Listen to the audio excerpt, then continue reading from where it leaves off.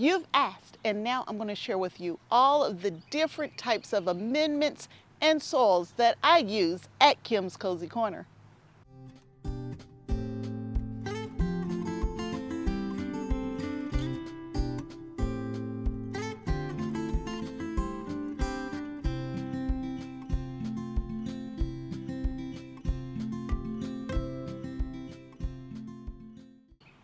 Welcome to Kim's Kozy Korner. I'm Kim, and today in this video we are going to only focus on the different types of materials I use when I am planting my vegetables in my outdoor grow space.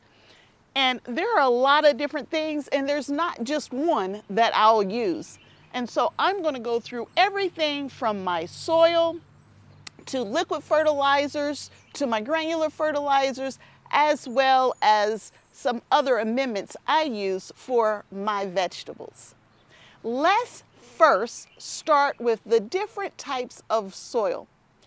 In my garden, I have containers, I have vertical planters, which are my GreenStalks, and I have raised beds. My raised beds are a variety of things. I have metal raised beds like you see behind me, and I have raised beds that were built with wood. I have a variety of different ways that I like to garden. I even have a few spots of what I call complete in-ground areas, but it's only one or two. So let's start with the different types of soil that I use, regardless if I'm talking about a raised bed, a vertical planter, or a pot. I use the same type of soil in all of my beds, and that is a potting soil. Now you can make your own potting soil. I prefer to purchase mine because I don't have a lot of time and I like to spend my time doing other things, and so I buy potting soil.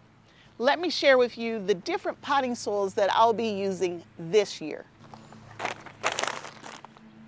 In the past, I have used anything from a Pro Mix to a Miracle Grow moisture control to, honestly, that's about it. That's the only products that I've used in the past that I've had luck with. This year, I'm switching it up just a little bit, and I will be using Fox Farm primarily. For the Fox Farm, there's two different varieties of Fox Farm that I'll be using this year. And the reason why I'm using these two varieties is because I was able to find them online at a very decent price. So I purchased a ton of it online. I mostly purchased this Fox Farm here. This is Ocean Forest, and it is a unique blend of, what does it say is in here? Earthworm castings, bat guano, and a lot of different things from the sea is what it says. So this is the Fox Farm I'm going to mostly be using in my raised bed, in my metal raised beds, and in my GreenStalks, because this is what I have the most of. In addition to this, I was able to put my hands on a little bit of this Happy Frog, which is also a Fox Farm product. Happy Frog is the recommended potting mix for the GreenStalk vertical planters. Any Fox Farm product, in my mind, is an excellent product to use in any of your raised beds, your pots, your containers, or even your vertical planters. So Fox Farm is what I'm going with completely this year as I'm adding to my different beds this year. Now I do have soil that's already in my beds. I have soil that I've put in, huge totes and put to the side. And so I'm calling that spent soil. A lot of the nutrients are gone out of that soil. I will continue to use that soil, and that's where the fertilizer will come in as we try to get the nutrients back in that soil. But we'll talk about fertilizer in just a minute. In addition to the potting soils, and these are the only two, at least that's the plan, unless I run out, which I think I have enough. But if I run out, then I'm going to have to go to the local big box store and just see what they have to offer. But this is what I believe I will have in everything this year. But in addition to this,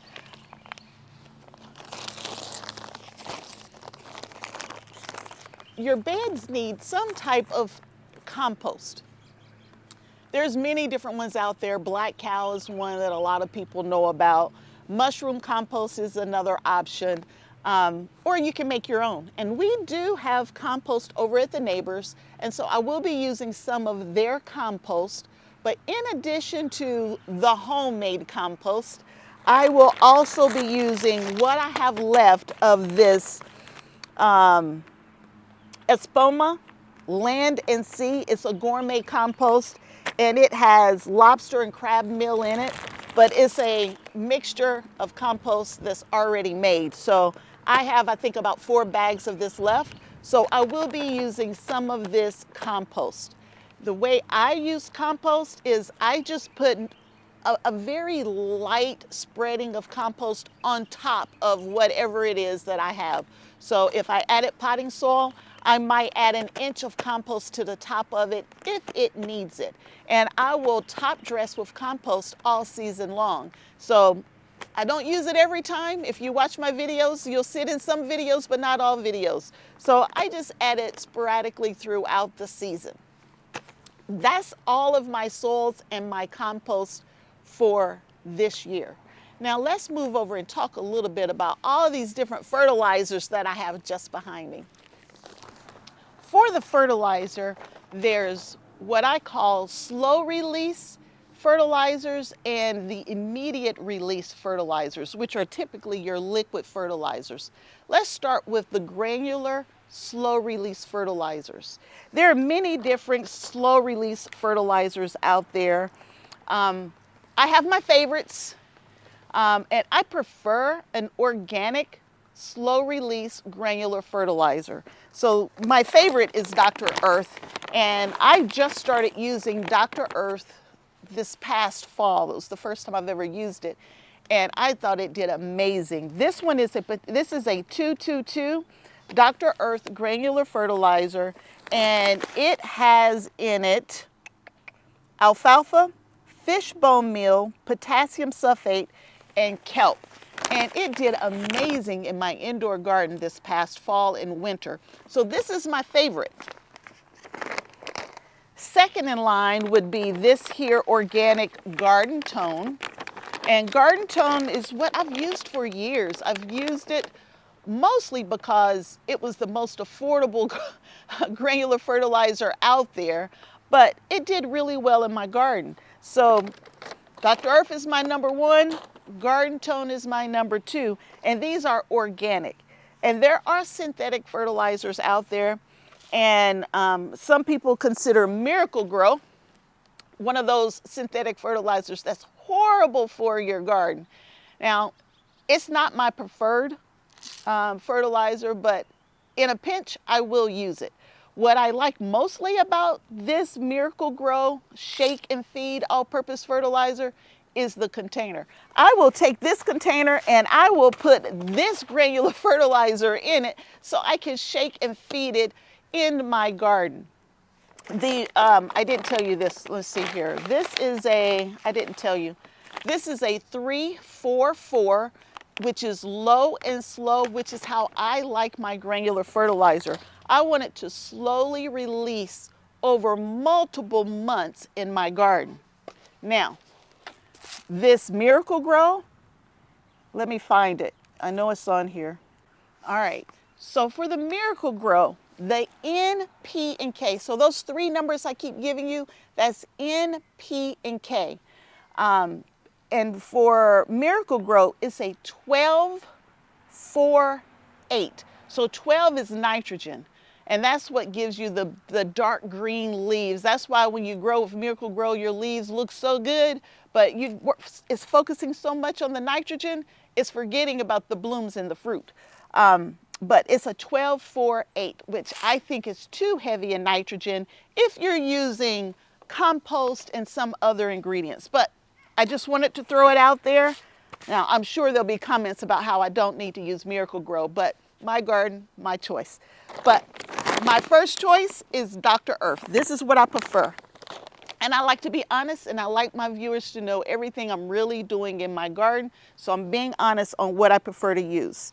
Dr. Earth and this Garden Tone are my preferred.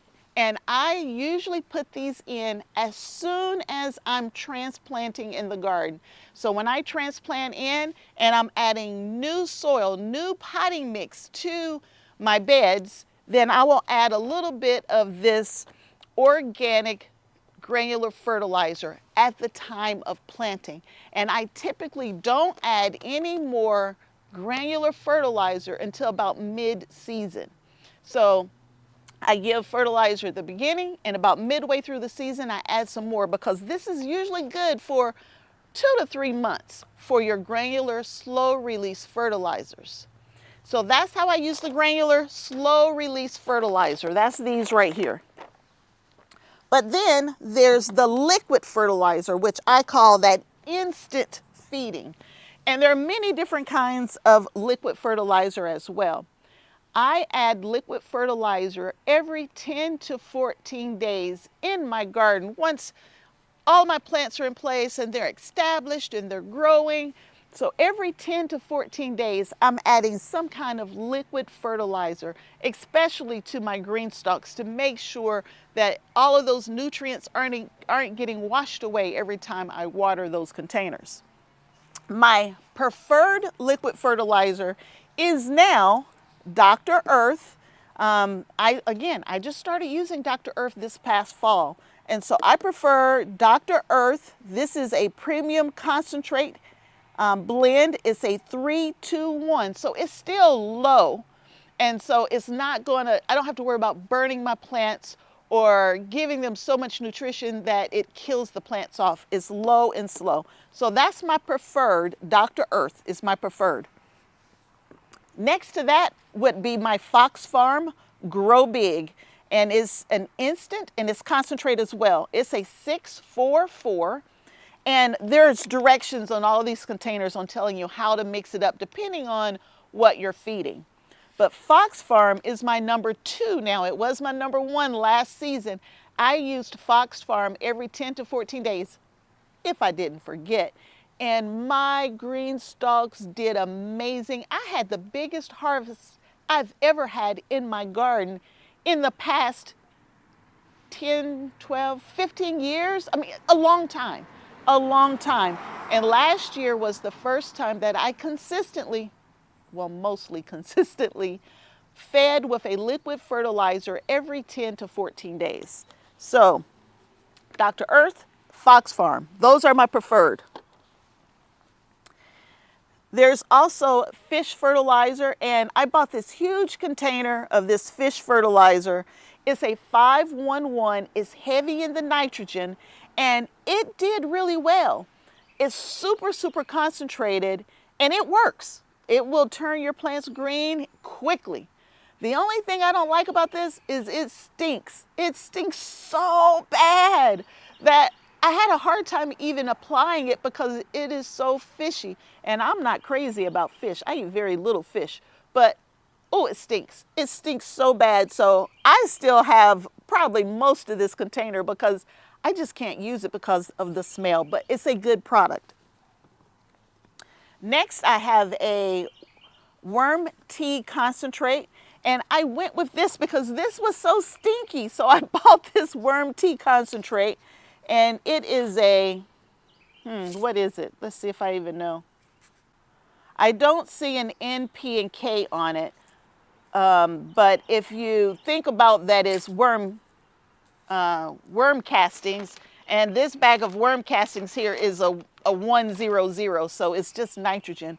But basically, worm castings comes from the worms. So what the worms are doing for you in the soil, that's what this does.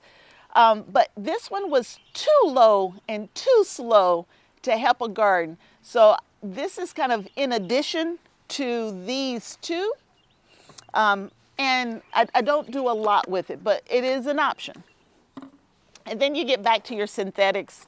Prior to last year, Miracle Grow is all I used. This is all I used in the garden. I didn't think about using anything else, but as I've done more research, I found, again, Miracle Grow to have, in my mind, too much nitrogen. So I had most beautiful plants. My plants were so tall. I had 10-foot tomato plants, but I didn't always have great tomato production. So liquid all-purpose Miracle Grow plant food is also a 12, where did I see it? A 12-4-8, just like the granular fertilizer, but I think it's just a little too heavy on the nitrogen. But that is an option. And you could dilute it to where it's not so strong if this is what you want to use. And I think that's all of the liquid fertilizers, but these are my favorite too, and I do it every 10 to 14 days once my plants are established, and you'll see me doing it every 10 to 14 days. And in my garden journal, and here's a picture of my garden journal right here, in the garden journal, I actually have a section in the book where I can keep track of when I fertilize, because I have a hard time remembering when I did it. So there's a place in the book I can track it, so I can stay on top of that every 10 to 14 days. So liquid fertilizer every 10 to 14 days, granular fertilizer when I transplant in, and then 2 to 3 months later, so about halfway through my season. But in addition to these, so let me get these out the way. If you've seen any of my videos, you know I've used some other things as well. And so let me talk a little bit about some of those other things. Now, worm castings, I mentioned before, is a 1-0-0. If I want to add some kind of fertilizer, because I know I don't have the nutrients I need, worm castings by itself is not enough. It's a 1-0-0, but it helps. It's not a bad product. It can only help. It's so low, it's not going to hurt your plants. It can only add to the overall nutrients of the soil. So I like to use worm castings if I'm direct sowing seeds into one of my raised beds or my GreenStalks or something like that. Instead of covering them up with more potting soil, sometimes I'll use worm castings to cover up those seeds, especially when they only need like 1/8 of an inch or 1/4 of an inch. I'll use worm castings to do that for me. So that's how I like to use worm castings. Now, my granular fertilizers that I like to use, as well as my compost, does provide some micronutrients to the soil. And those we always talk about N, P, and K, nitrogen, potassium, and phosphate. I always get them mixed up. I'll say them in the wrong order. Nitrogen, potassium, and phosphate, or nitrogen, phosphate, and potassium, whichever order, N, P, and K. In addition to those, there are micronutrients that your soil needs, that your plant needs, I should say. And these granular fertilizers, especially the organic ones, provide that micronutrients. They provide some, maybe not all, but they do provide some. And now it looks like even the synthetic stuff is trying to provide that, because this Miracle Grow says contains natural ingredients to feed microbes in the soil. So they've added kelp, they've added earthworm castings, feather meal, and bone meal. So I think Miracle Grow is trying to up their game because people are moving to more organic fertilizers. But there are micronutrients in there to help the soil life. But I like to add Mykos, which is a mycorrhizal inoculant. And I use Mykos only when I'm transplanting into the soil. So when I'm transplanting in, I want those roots of those plants to touch the Mykos. And it helps bring in all of the nutrients from the soil. It helps bring in all of that water and all of those type things. But I only use it with transplants, and I've been using it now for a little over 3 years, and I feel like my transplants get established faster. And if they get established faster, that gives them more what I call growing time to put on fruit and give me those nice big heads of cauliflower or broccoli or cabbage or whatever it is, and tomatoes as well, right? So somebody said in one of the comments that that Mykos isn't needed for, I think it was brassicas or broccoli or something, but it can't hurt. That's the key piece. It can't hurt. So I put it on everything, and it says it's great for containers, raised beds, and row crops. And I put it on everything, on everything. So I don't see anything that it says it should not be used on. So that's Mykos. In addition to all of these products that I talked about, there's 2 more products I like to use, and I only use them when I'm planting root crops, specifically potatoes. You probably can use it on other things, but I only use this on my potatoes. And that's these 2 things right here.